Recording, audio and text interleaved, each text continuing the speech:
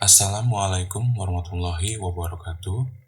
Yang terhormat Bapak Rahmat Nutihar, SPD MPD, selaku Tutor Bahasa Indonesia Universitas Terbuka.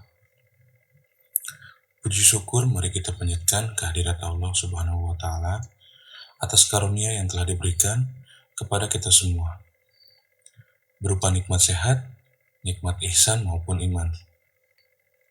Sholawat serta salam semoga tercurah kepada junjungan kita Nabi Muhammad SAW beserta keluarga, para sahabat, dan seluruh pengikutnya. Perkenalkan, nama saya Dedi Setiana. Saya perwakilan dari S1 Manajemen Universitas Terbuka UPBJJ Bogor.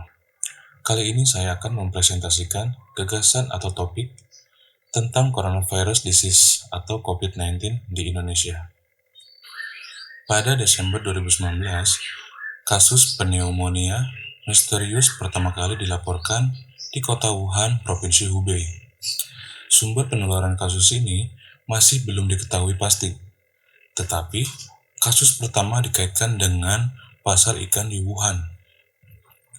Pada tanggal 18 Desember hingga 29 Desember 2019, terdapat 5 pasien yang dirawat dengan acute respiratory distress syndrome. Sejak 31 Desember 2019 hingga 3 Januari 2020, kasus ini meningkat pesat, ditandai dengan dilaporkannya sebanyak 44 kasus. Tidak sampai 1 bulan, penyakit ini telah menyebar di berbagai provinsi di Cina, Thailand, Jepang, dan Korea Selatan. Awalnya penyakit ini dinamakan sementara sebagai 2019 Novel Coronavirus. Kemudian, WHO mengumumkan nama baru pada 11 Februari 2020, yaitu Coronavirus Disease atau COVID-19. Virus ini dapat ditularkan dari manusia ke manusia dan telah menyebar secara luas di Cina serta menyebar luas ke beberapa negara, sampai akhirnya WHO mengumumkan COVID-19 sebagai pandemi pada tanggal 12 Maret 2020. Per tanggal 30 Maret tahun 2020, terdapat 693.224 kasus dan 33.106 kematian di seluruh dunia. Eropa dan Amerika Utara telah menjadi pusat pandemi COVID-19, dengan kasus dan kematian sudah melampaui Cina. Amerika Serikat menduduki peringkat pertama dengan kasus COVID-19 terbanyak sebesar 142.178. Pada tanggal 30 Maret 2020, disusul oleh Spanyol dengan 6.549 kasus dan Italia memiliki tingkat mortalitas paling tinggi di dunia, yaitu 11,3%. Di Indonesia sendiri, kasus COVID-19 pertama yang dilaporkan yaitu tercatat pada tanggal 2 Maret 2020 dengan jumlah 2 kasus. COVID-19 menjadi penyakit yang sangat membahayakan dan mempengaruhi segala aspek kehidupan manusia. Penularannya pun semakin cepat. Tercatat ada 1,93 juta kasus per tanggal 16 Juni 2021 di Indonesia. Selain itu, pada awal tahun 2021, kasus COVID-19 Indonesia masih nomor 1 di Asia Tenggara. Terdapat beberapa kemungkinan mode transmisi SARS-CoV-2, termasuk transmisi kontak, droplet atau percikan, melalui udara atau airborne, vomit, fekal oral, melalui darah, ibu ke anak, dan binatang ke manusia. Infeksi SARS-CoV-2 umumnya menyebabkan penyakit pernapasan ringan hingga berat dan kematian.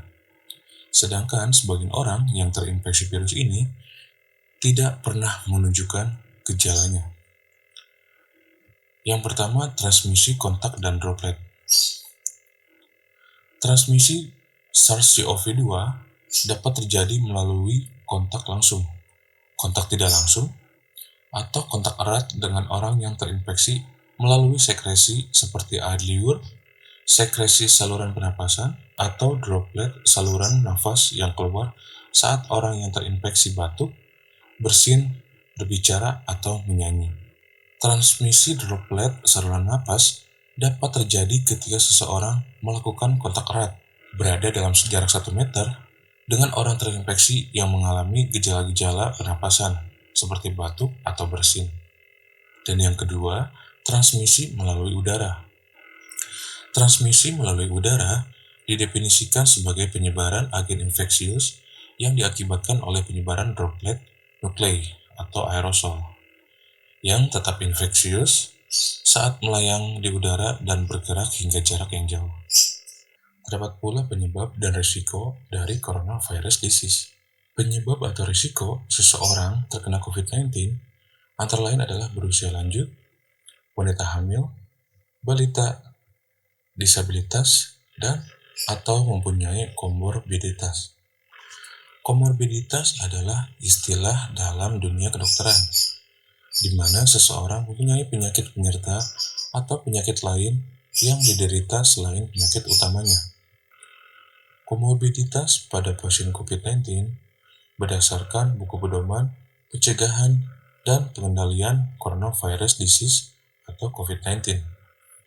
Kementerian Kesehatan Republik Indonesia merevisi kelimanya antara lain diabetes, penyakit terkait geriatrik, penyakit autoimun, penyakit ginjal, penyakit jantung, hipertensi, dan penyakit paru. Faktor risiko COVID-19 lainnya adalah adanya kontak erat dengan pasien yang terkonfirmasi COVID-19, yaitu termasuk orang yang tinggal serumah dengan pasien COVID-19, orang melakukan perjalanan ke area yang terjangkit, serta tenaga medis yang melakukan perawatan terhadap pasien COVID-19. Struktur COVID-19 yang sangatlah padat memungkinkan virus ini menempel lebih kuat pada reseptor ACE2. Efeknya, virus ini dapat menginfeksi manusia dengan lebih baik dan mampu menyebarkan lebih cepat dibandingkan virus corona yang menyebabkan SARS. Masing-masing orang memiliki respon yang berbeda terhadap COVID-19. Sebagian orang yang terpapar virus ini akan mengalami gejala ringan hingga sedang dan akan pulih tanpa dirawat di rumah sakit. Beberapa gejala yang dialami oleh orang yang terinfeksi COVID-19 dibagi menjadi 3 gejala, yaitu gejala yang paling umum.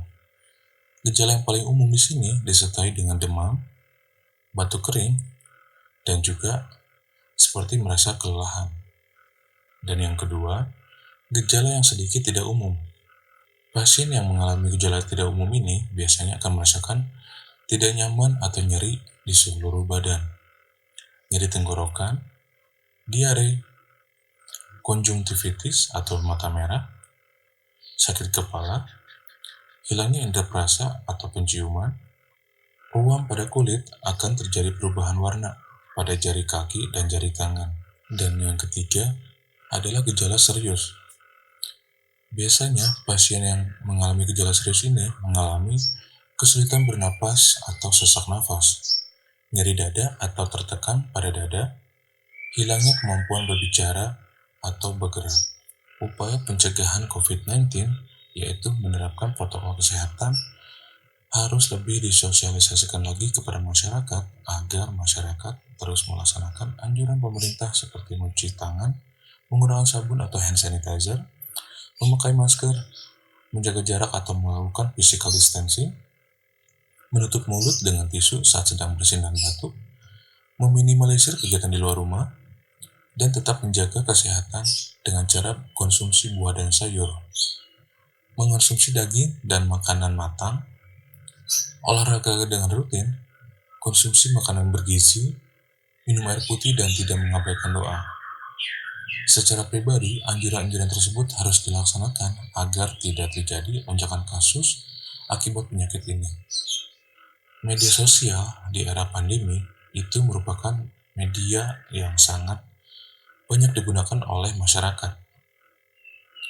Seperti yang kita ketahui, media sosial menjadi sumber berita yang paling banyak diakses oleh hampir 80% orang.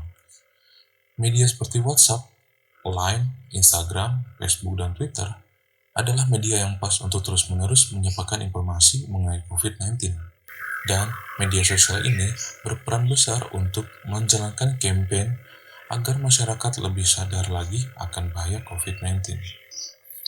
Demikian uraian yang saya sampaikan, mudah-mudahan dapat bermanfaat bagi kita semua. Mohon maaf apabila ada kata-kata yang kurang berkenan. Wabillahi taufiq wal hidayah. Wassalamualaikum warahmatullahi wabarakatuh.